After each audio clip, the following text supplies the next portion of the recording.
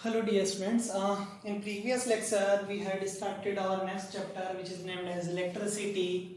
Electricity is a form of energy which is used in power machines or day by day routine life. So many more uses in our day life. Okay.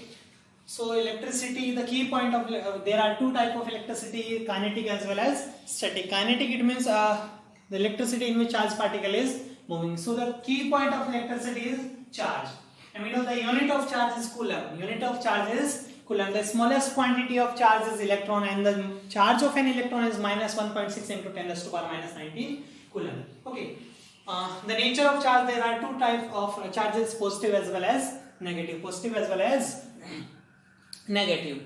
Okay. See, then we have discussed about electric current. Current, it means continuous flow. Electric current, it means the time rate flow of charge. The time rate flow of charge is known as electric current. अच्छा, electric current बोले तो I equals to Q by T. I equals to Q by T. I equals to Q by T. यहाँ से तो Q क्या हो सकता है? I into T. अच्छा, I equals to Q by T बोले तो कूलम पर सेकंड, और कूलम पर सेकंड को हम क्या बोल रहे थे? एम्पियर, है ना? और एम्पियर को कैपिटल ए से डिनोट किया। अच्छा, उसके बाद अगर थोड़ा सा हम जानते हैं तो आ गया था what does an electric circuit mean. अच्छा, एक इलेक्ट्रिक सर्किट का क्या मतलब है? Electric circuit, what you mean by electric circuit? Electric circuit means a combination of electric equipments,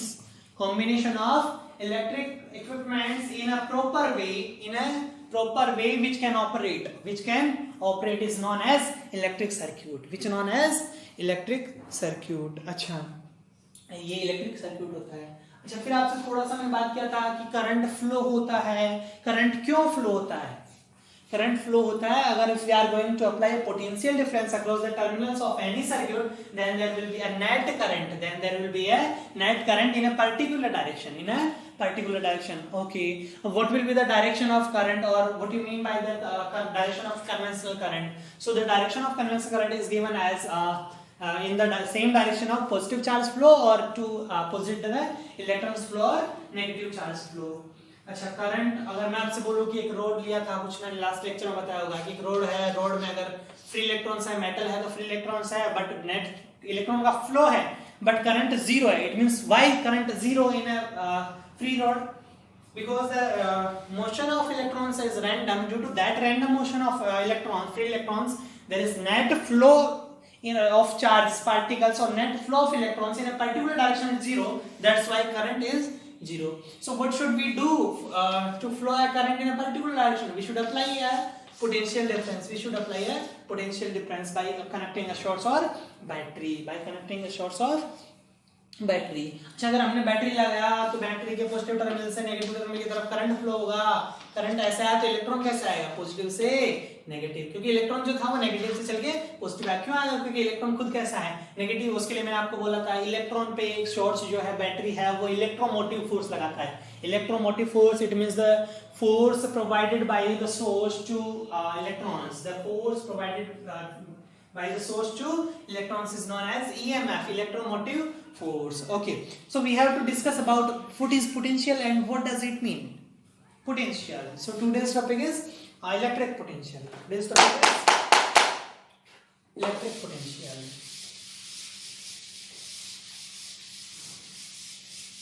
Electric potential.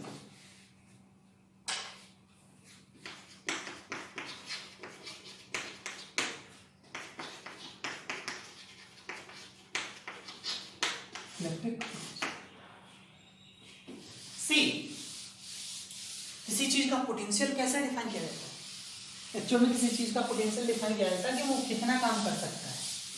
चलो, किसी चीज का पोटेंशियल डिसाइड किया जा सकता है कि वो कितना काम कर सकता है। अच्छा, इलेक्ट्रिक पोटेंशियल मतलब चार्ज पे कोई काम कर रहा होगा। किस पे काम कर रहा होगा? चार्ज पे। मैं आपको समझाने के लिए एक सिंपल सी बात करता हूँ कि मैंने एक रेफरेंस पॉइंट लिया ए। अच्छा, ए से, अच्छा सपोज अगर मैं आपको पहले एक एग्जांपल लेता हूँ, जनरल एग्जांपल। मान लो ये आपका ग्राउंड फ्लोर है। ग्राउंड फ्लोर से first floor, second floor and third floor. ठीक, ग्राउंड फ्लोर से फर्स्ट फ्लोर तक आपको कोई कमोडिटी को पहुंचाना है तो काम करना पड़ेगा। एक बंदे ने यहां तक पहुंचाया, एक ने यहां तक पहुंचाया। मान लो इसका पोटेंशियल जो था उसको मैं नाम देता हूं 1 2 और बताओ सबसे ज्यादा पोटेंशियल किस बंदे जिसने रेफरेंस के कंपेयर में सबसे ज्यादा हाइट तक पहुंचा है। मतलब उसने किसी कमोडिटी को ग्राउंड फ्लोर से एक बंदे ने फर्स्ट फ्लोर तक पहुंचाया कि सेकंड तक, एक ने थर्ड तक। तो पोटेंशियल किसका ज्यादा जिसने सबसे ज्यादा काम किया। उस कमोडिटी सेम है, कमोडिटी सेम है कि सपोज का कि 10 kg वेट है, उसको आपने मास है जिसको आपने first floor second floor third floor तक 3 बंदे पहुंचाए हैं, तो सबसे ज्यादा पोटेंशियल किसका। तो बोला सर पोटेंशियल थर्ड वाले बंदे का ज्यादा। वैसे ही क्या होता है हमारे यहाँ किसका मूवमेंट हो रहा है, इलेक्ट्रॉन, और इलेक्ट्रॉन बोले तो चार्ज। मतलब आपने अगर कोई पोटेंशियल अप्लाई किया तो उसको क्या कर रहा है, वो चार्ज को मूवमेंट दे रहा है, चार्ज को ट्रांसफर कर रहा है एक पोजीशन से दूसरे पोजीशन पे। तो what you mean by potential. तो सबसे पहला तो पोटेंशियल की डेफिनेशन। ओके, पोटेंशियल का डेफिनेशन लिखे।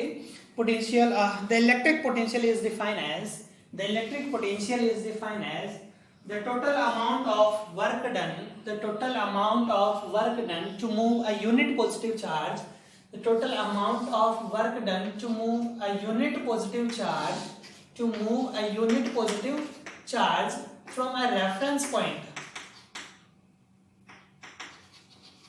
reference point, see, reference point to a specific point, to a specific point.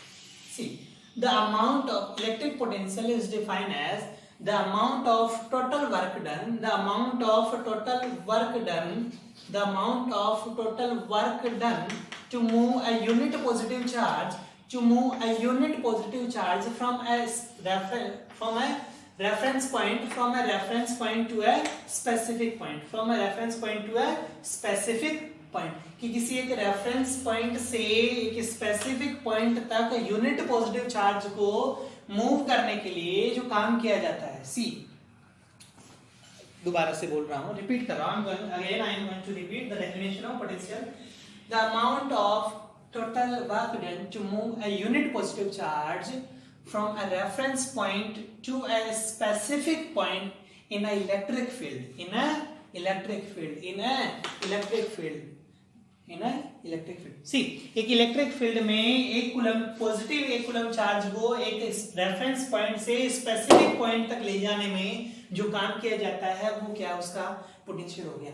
मतलब वर्क जो हो गया वो लेके गया यूनिट पॉजिटिव चार्ज को लेके गया, है ना।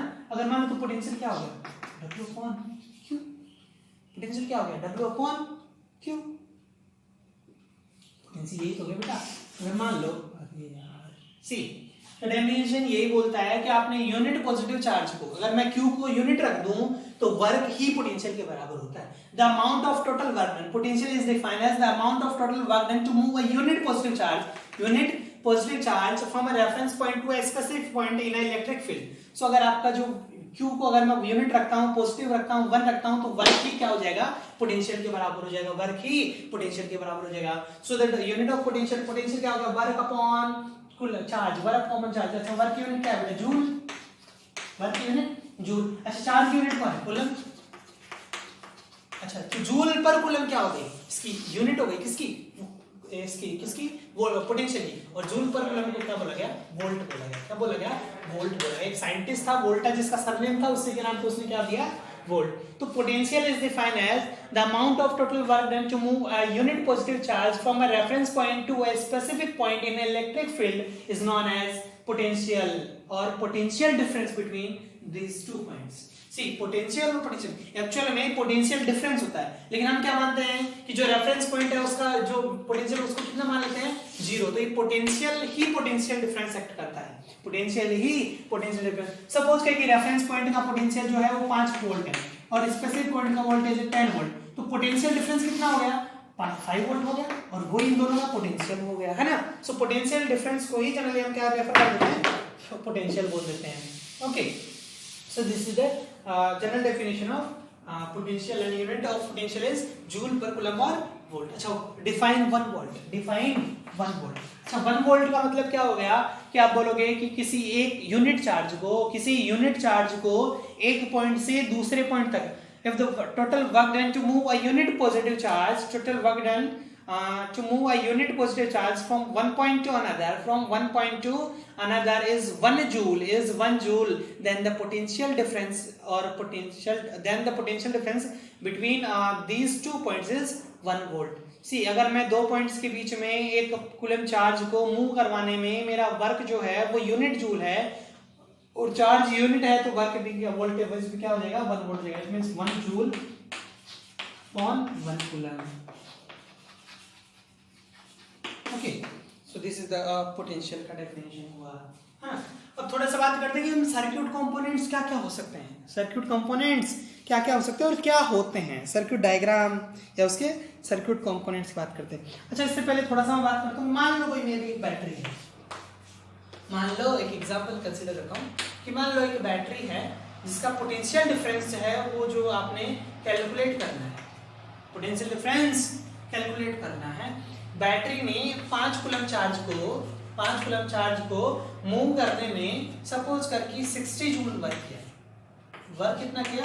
60 जूल वर्क किया बैटरी ने। Total work done by battery is 60 joule to move a charge 5 coulomb charge, to move 5 coulomb charge. So you have to calculate potential of that particular source or battery. So we know V equals to W by Q. We know equals to W equals to V equals to W by Q. So W equals to 60 upon 5 volt. कितना आ जाएगा? 12 volt. है ना? तो आप इन तीनों में से कोई दो गिवन होगा, तीसरा आपने कैलकुलेट करना और आप कर सकते हो। अच्छा, सर्किट डायग्राम का मतलब होता है कि इलेक्ट्रिक कंपोनेंट्स को एक प्रॉपर वे में अरेंज करना जो ऑपरेट हो सके, वो क्या होता है?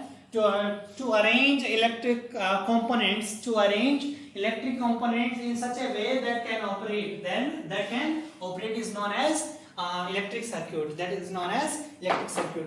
Okay, so the circuit diagram जो होगा उसमें आपके कंपोनेंट्स क्या क्या हो सकते हैं उसके बारे में थोड़ा सा हम जनरल डिस्कशन कर लेते हैं। सर्किट कंपोनेंट्स क्या? Electric circuit components, electric circuit components.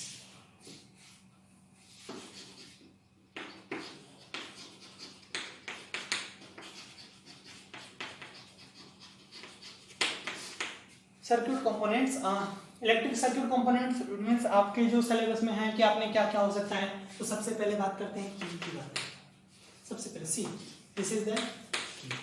ये आपका की है, ठीक है। अगर आपको की, ये ओपन की, क्या है बेटा?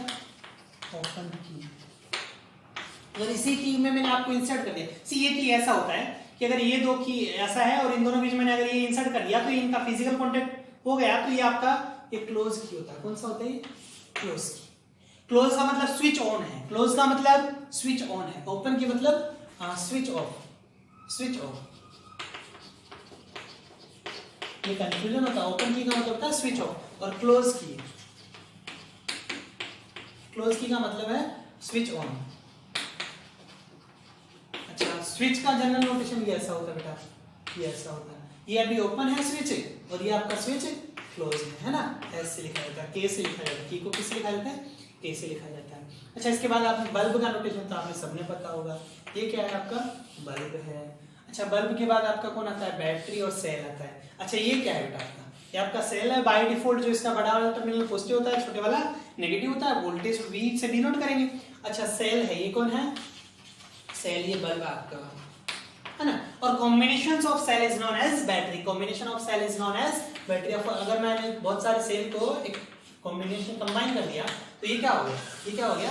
बैटरी हो गया। Positive negative, positive negative, positive है नेगेटिव, तो क्या हो गया? बैटरी हो गया, है ना। अच्छा, अब अगर बात करें तो ये आपका एक वायर है, ये आपने ऐसा है, तो ये क्या हो गया? इसका वायर जॉइंट हो गया ना, है। अगर मान लो कि एक वायर है जिसके ऊपर से मैंने दूसरा वायर ऐसे पास करवाया, ऐसे, है ना, तो ये बाईपास हो गया। वायर विदाउट जॉइंट, है ना। वायर का पास हो गया, ये जैसे एक वायर जा रहा है दूसरा उसके ऊपर से चला गया, है ना। तो ये वायर है विदाउट जॉइंट, ये वायर क्या है? जॉइंट है ना। उसके बाद अगर थोड़ा सा मैं बात करता हूँ तो बल्ब आया। उसके बाद थोड़े से काम के इक्विपमेंट जो आते हैं वो आते हैं बेटा रेजिस्टेंस या रेसिस्टर।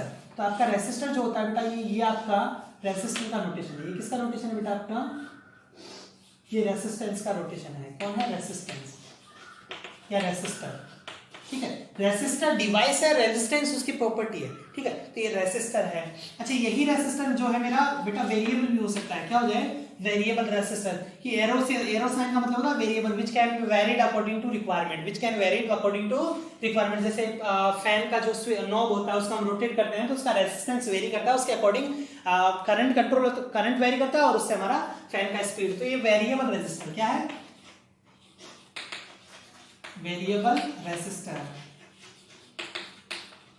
वेरिएबल रेजिस्टर को हम रियोस्टेट बोलते हैं, क्या बोलते हैं, रियोस्टेट। ध्यान रखना, वेरिएबल रेजिस्टर का मतलब रियोस्टेट।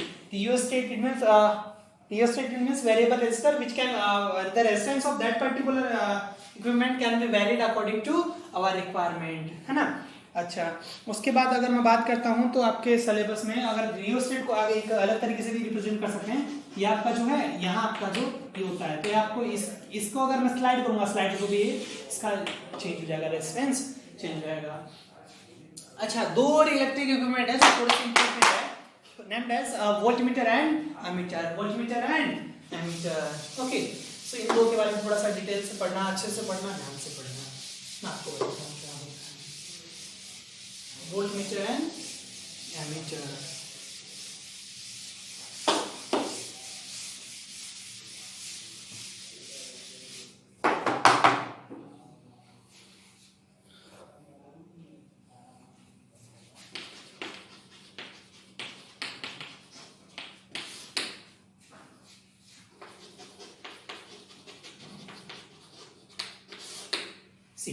एमीटर को बेटा करंट मेजर करता है, ए से डिनोट किया जाता है।